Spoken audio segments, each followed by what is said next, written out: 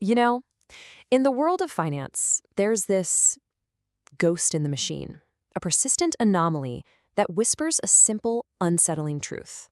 We are being paid way too much for the risks we take. And understanding why?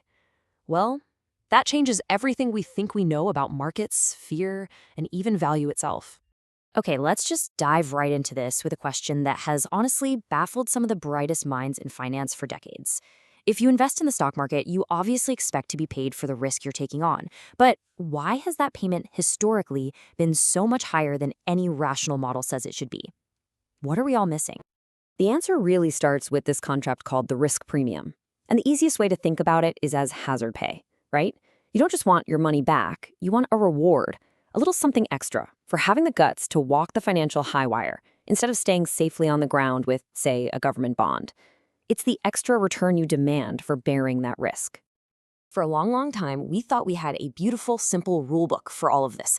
It was called the Capital Asset Pricing Model, or CAPM for short. And it gave us this incredibly elegant formula that basically said, just tell me how much an asset moves with the market, it's beta, and I'll tell you exactly how much extra pay it deserves. It was this perfect idea. Risk could be boiled down to a single, neat, measurable number. But then we looked at the real-world data, and that beautiful, elegant rulebook, it just fell apart. The theory completely collided with a very messy and actually very profitable reality. And this collision created one of the great mysteries of modern finance, the equity premium puzzle. Let's put a number on this mystery, 6%. I want you to just remember that number. It doesn't look like much sitting there by itself, but trust me, in the world of asset pricing, this number is a giant, glaring anomaly. So this 6%, that's the average extra return stocks have delivered over safe assets for more than a century.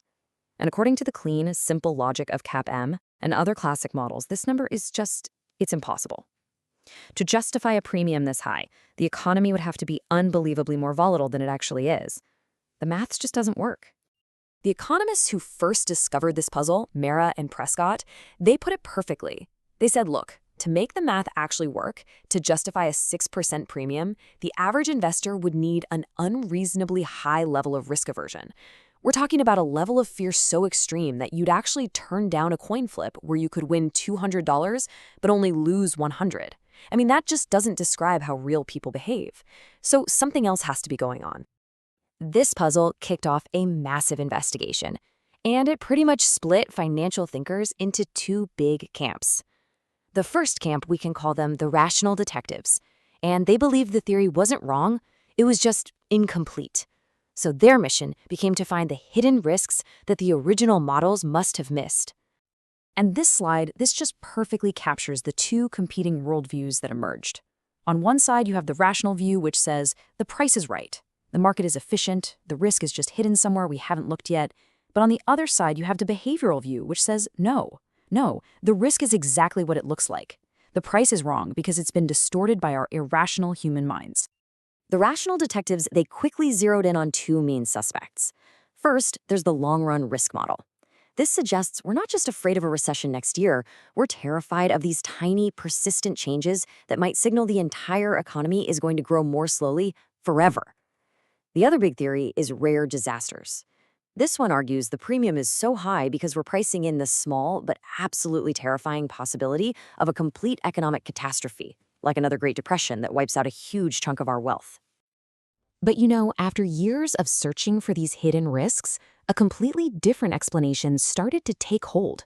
What if the models weren't missing a risk factor? What if they were missing the human factor? And this brings us to the second camp, which argues that the ghost in the machine, well, it's us. See, behavioral finance points to a bunch of cognitive biases that are just hardwired into our brains. We all suffer from loss aversion. You know that feeling where losing $1,000 hurts way more than winning $1,000 feels good? We're also overconfident, so we trade too much because we think we know better. And we herd. We follow the crowd right into bubbles and then right back out during crashes. These aren't rational calculations. They're emotional bugs in our mental software that systematically push prices away from their true value. Now, you might be thinking, okay, but shouldn't the smart, rational investors just swoop in and correct all these mistakes for an easy profit? And in theory, yes, absolutely. But in the real world, there are these powerful forces called limits to arbitrage that stop them. It turns out that correcting the market's madness isn't free, and it is definitely not risk-free. And this is the crucial point, really. The single biggest risk for a rational investor is what's called noise trader risk. And this is such a profound and humbling idea. It's the risk that an irrational, mispriced market can get even more irrational before it ever corrects itself. As the saying goes, the market can stay irrational longer than you can stay solvent. So betting against the herd is itself a massive risk. So we have these two powerful but totally competing explanations: hidden risks or our own flawed psychology. And for years, these two camps were pretty much at war.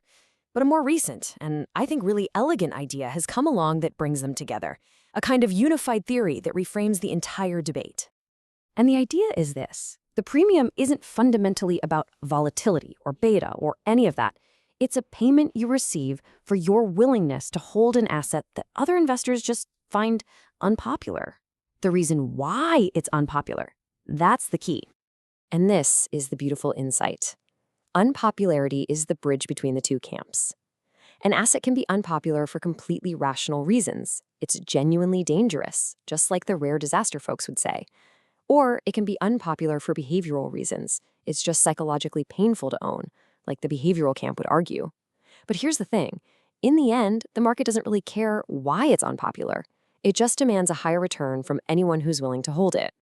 The mechanics of this are actually simple, but they're incredibly profound. So step one, an asset has some trait. Either it's rationally risky or it's just psychologically scary that makes it unpopular. Step two, investors avoid it, they shun it, and that pushes its price down. Step three, a lower price for the exact same future cash flows mathematically creates a higher expected return for anyone willing to buy it.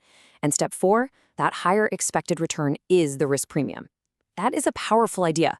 When you see an asset everyone is running away from, don't just see risk, see a potential premium being paid for bearing that unpopularity. So we end up here.